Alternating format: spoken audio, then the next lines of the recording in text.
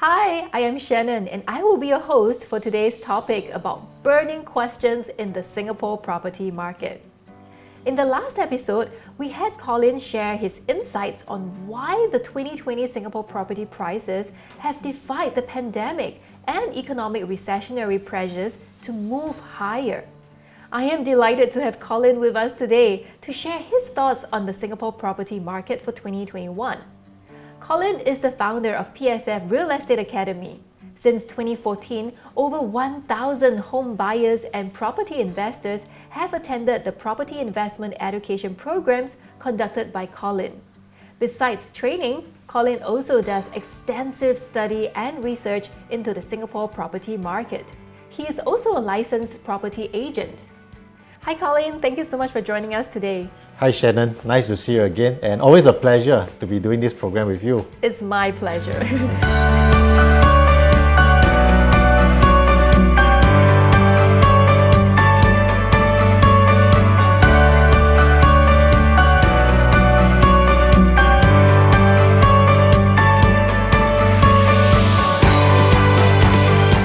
So today, as we are just beginning a new year, we are going to talk about the Singapore property market for 2021.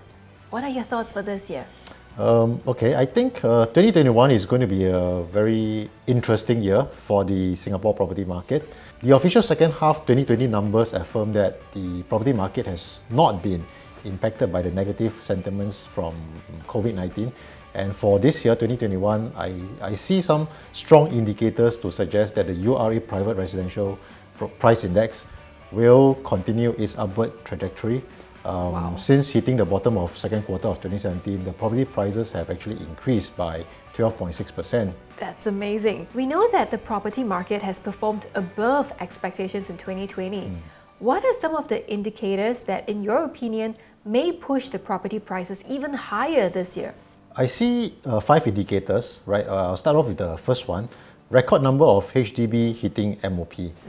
From 2012 to 2017, HDB has steadily increased its supply of BTO flats due to the shortage that resulted in massive COV values during the heydays. If you remember, that's about 10 years ago. Yes. Right, yeah. On average, 25,000 BTO units were pushed onto the market each year from 2014 to 2017. And guess what? Some of these HDB owners will be looking to cash in and upgrade, thus forming the demand for the primary and secondary market for private residential properties. So we are almost at the start of this new wave of HDB upgraders entering into the private residential market, which will create a strong demand for condos. That's very logical. Surely some of these flat owners will be looking to cash in if the profit is good, right? That's right. So in fact, there is a trend of more HDB owners selling their flats once they complete their minimum occupation period. Precisely, yes. Yep, that points to the fact that more HDB owners are seeing their flats as an investment rather than a long-term home. Yeah, I certainly agree on that point about HDB owners seeing their flats as more as an investment, right? Okay, rather than a long-term home.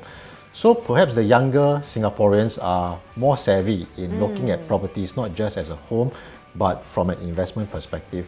So apart from these HDB upgraders, the second indicator is the falling land supply from the government. So as a developer, their business is to acquire land, develop properties and sell to buyers like you and me. Right. So without land, it simply means that the developer will go out of business. So how does a developer acquire land? One of the main sources of land supply is from the government through their half-yearly government land sales, or GLS for short, GLS program. Right. However, the government has been cutting down land supply from 2014 and today the land supply is almost at a record low for this decade. Oh, wow. So if the supply from GLS is not sufficient to meet the demands from the developer, they will likely look at existing condos and try to attempt to do an en bloc sale. That leads me to the third indicator, right? The en bloc market may be heating up soon, right? Leading to another round of en bloc market fever, which may push future new project launch prices even higher.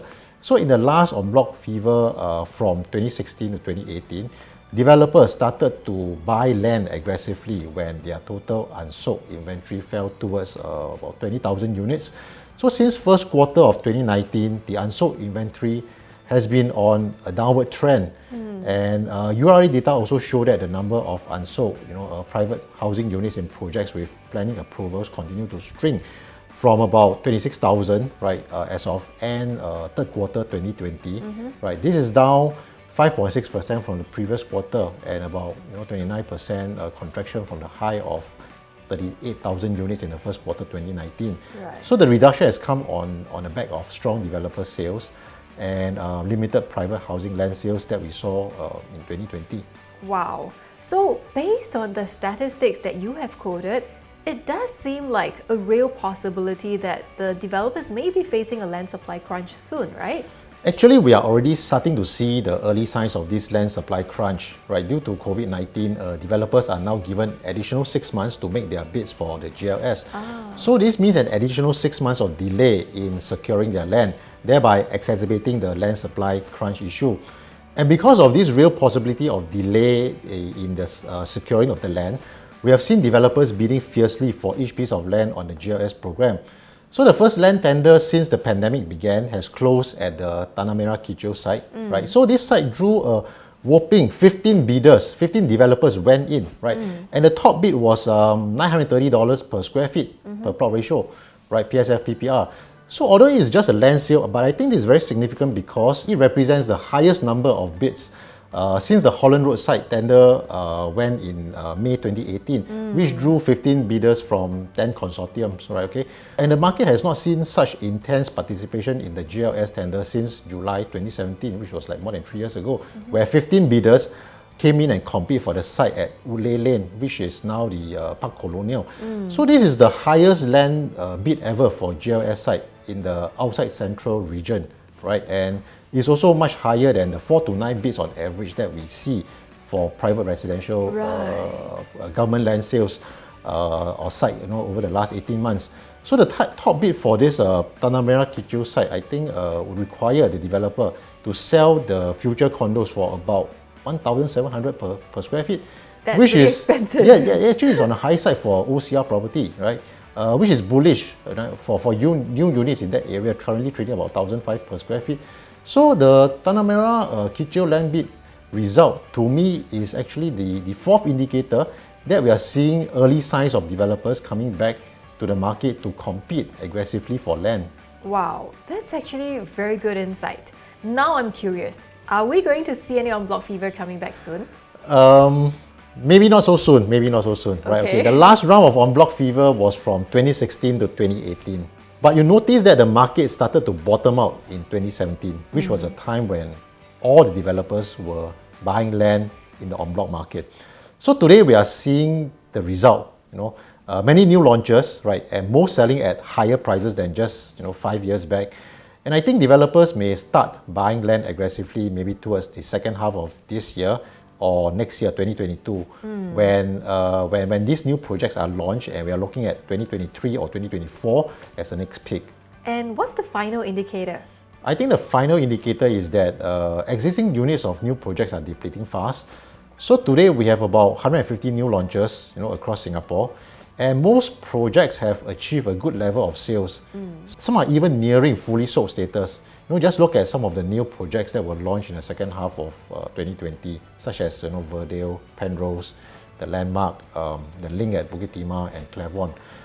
All of them achieved remarkable sales numbers on the weekend that was launched, just over 2 days. Wow. Right? It seems like any project that is launched today, right, will be quickly snapped up. So falling inventory and the lack of new supply will lead to an urgency among developers to replenish their land bank. And there could be an increase in confidence among developers that the property market has seen its worst and will start to return to growth in this year and next year, 2022. Colin, as I'm listening to your sharing, I feel so overwhelmed by the statistics in the property market. For me, I just read the news, but I do not really follow the numbers. Actually, it's perfectly normal. That's what most people do. Yeah, exactly. Yeah. So obviously for someone like you who follow the data closely, you are able to interpret so much more from the numbers. Because I always believe that, as a property investor, you need to understand the fundamentals of the property market first, so that you can, capitalize on any opportunities that come along the way.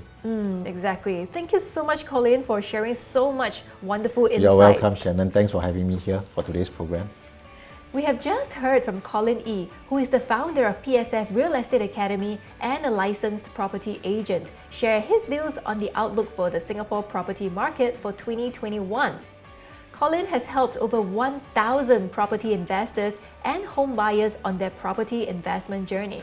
If you are interested to reach out to Colin for your property matters, simply click on the link below to arrange for a consultation.